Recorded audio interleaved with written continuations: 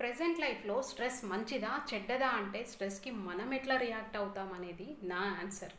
Stress మనకి మంచిది అనుకుంటే మనం కామ్గా సేఫ్గా ఇంకా ప్రొడక్టివ్గా ఉంటాం. అదే చెడ్డది అనుకుంటే మన పర్సనల్ లైఫ్ ఇంకా ప్రొఫెషనల్ లైఫ్ని ప్రాబ్లమ్స్లో పడేసుకున్నట్టే.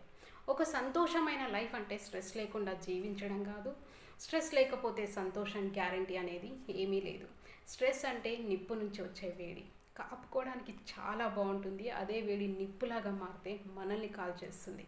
అందుకని ఎక్కువ స్ట్రెస్ మంచిది కాదు. ఎక్కువ స్ట్రెస్ ఉంటే దానిని మేనేజ్ చేసుకోగలగాలి. ఏ సంఘటనలు అయితే మనకి స్ట్రెస్ తీసుకొస్తాయో అవి మన బ్రెయిన్ని ట్రిగ్గర్ చేస్తాయి, ఆ తర్వాత బాడీని ట్రిగ్గర్ చేస్తాయి. మన బ్రెయిన్లో ఒక అలారం ఉంటుంది. ఎప్పుడైతే ఒక స్ట్రెస్ఫుల్ సంఘటన జరిగిందనుకోండి, అప్పుడు అలారం ట్రిగ్గర్ అయ్యి మనల్ని సేఫ్గా ఇంకా డేంజర్ నుంచి తప్పించాలని చూస్తుంది. ఎగ్జాంపుల్, ఒక పార్క్లో నడుస్తున్నప్పుడు ఒక పాము కనిపించింది అనుకోండి, మీ బ్రెయిన్ మీకు పారిపో లేదా ఫైట్ చేయని చెప్తుంది. అదే అలారం ఎప్పుడైతే హైపర్ యాక్టివ్ అవుతుందో, అంటే మీరు ఏమీ డిసైడ్ చేయకుండా షాక్లో అక్కడే ఉండిపోయారంటే ఆ సంఘటన బ్రెయిన్ని హైజాక్ చేసినట్టే. అది అప్పుడు మన శరీరంని ఇంకా మన లైఫ్ని ప్రాబ్లంలో పడేస్తుంది. ఈ సిచ్యువేషన్ని మనం కరెక్ట్గా హ్యాండిల్ చేయకపోతే అక్కడే హార్ట్ అటాక్ కూడా రావచ్చు. ఇలా ప్రాబ్లం కాకుండా ఏం చేయాలో చూద్దాం. మనలో స్ట్రెస్ స్టార్ట్ అయినప్పుడు మన గుండె కొట్టుకోవడం ఎక్కువ అవుతుంది. బ్రీతింగ్ కూడా ఫాస్ట్గా తీసుకుంటాం. కొన్నిసార్లు చెమటలు కూడా పట్టేస్తాయి. దీనిని మనం యాంగ్జైటీ అనొచ్చు.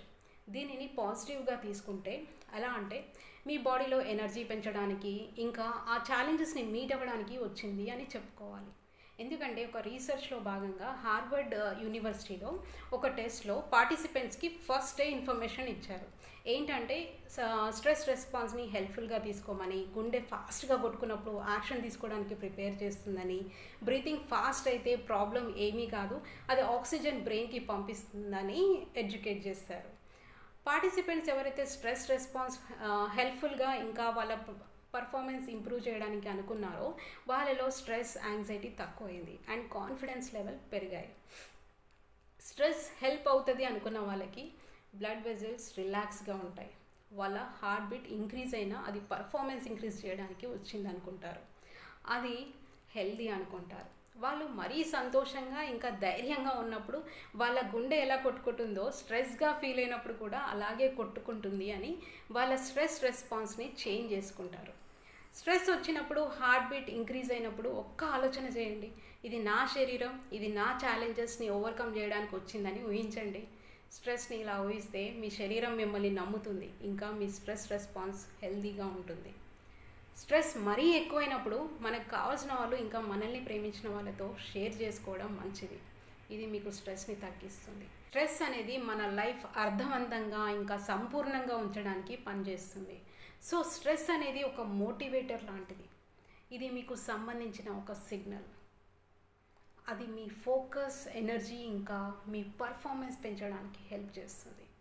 స్ట్రెస్ ఎప్పుడు కూడా ప్రాబ్లంలా చూడకుండా ఒక సొల్యూషన్ తీసుకొచ్చేదిగా చూస్తే స్ట్రెస్ అనేది ఉండదు. మీరు స్ట్రెస్గా ఫీల్ అయినప్పుడు ఆందోళన చెందకుండా ఇది మీరు జీవితంలో ఎదగడానికి ఒక అవకాశం అని, ఇంకా మిమ్మల్ని స్ట్రాంగ్ చేయడానికి వచ్చింది అనుకోండి. మీకు మీరు ఒక బెస్ట్ వర్షన్ అవ్వడానికి ఒక అవకాశంగా ఫీల్ అవ్వండి.